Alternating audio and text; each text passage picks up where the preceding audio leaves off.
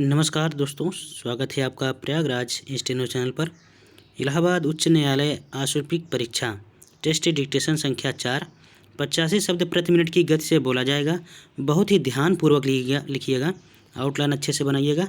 जो भी आउटलाइन महत्वपूर्ण है उसकी अलग से एक वीडियो में बना के इस डिक्टेशन की डाल दूँगा। डिक्टेशन शुरू होगी 5 सेकंड में। 85 शब्द प्रति मिनट की गति से बोला जाएगा। Ready, start.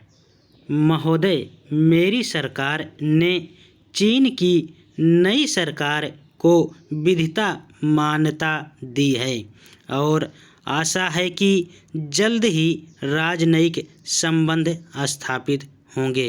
इस महान देश के साथ हमारे मित्रतापूर्ण और सांस्कृतिक संबंध 2000 वर्ष पुराने हैं।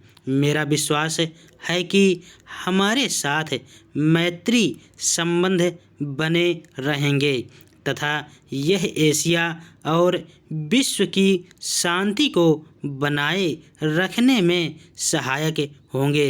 यूरोप, अमेरिका और ऑस्ट्रेलिया के देशों के साथ भारत अपने मैत्री संपर्कों का विकास कर रहा है। यह स्वाभाविक है कि भारत की एशिया महाद्वीप में और भी अधिक रुचि होनी चाहिए, क्योंकि यह इसी का एक हिस्सा है तथा साथ ही साथ अफ्रीका महाद्वीप में भी इसकी बहुत रुचि है।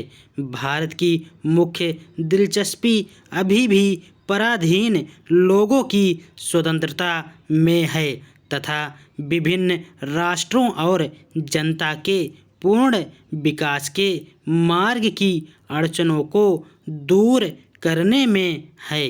वह किसी भी रूप में औपनिवेशिक शासन जारी रहने के साथ किसी भी तरह के रंग भेद के पूर्णतः खिलाफ है। एशिया में आज़ादी की लहर चल रही है, लेकिन साथ ही साथ इसके कुछ भागों में अशांति और हलचल है।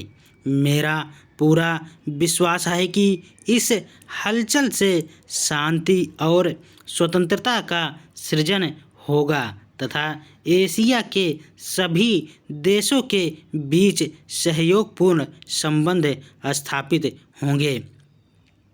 भारत के लोग बड़ी संख्या में Africa, Fiji, West Indies, Mauritius द्वीप तथा अन्य देशों में रह रहे हैं। उनके लिए हमारी सदैव सलाह रही है कि वे वहाँ के मूल निवासियों के साथ तादाद में स्थापित करें और उस देश को ही अपना मूल निवास समझें।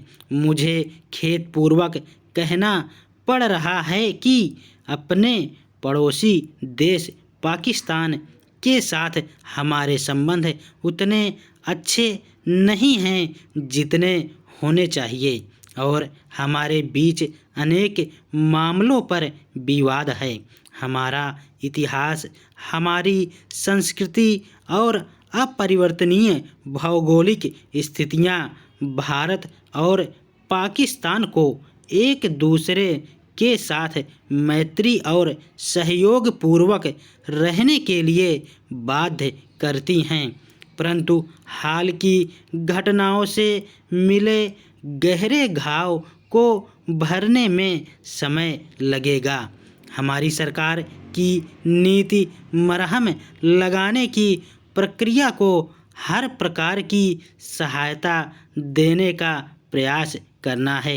इस नीति के अनुसार मेरी सरकार ने भारत पाकिस्तान सरकार के साथ प्रस्ताव किया है कि दोनों ही सरकारें एक साथ औपचारिक घोषणा करें कि वे अपने बीच किसी विवाद के समाधान के लिए युद्ध का सहारा नहीं लेंगी और ऐसे विवादों के निपटारे के लिए मध्यस्थता अथवा मामले को किसी अंतर्राष्ट्रीय न्यायाधिकरण को सौंपने जैसे उपायों का आश्रय लेंगी।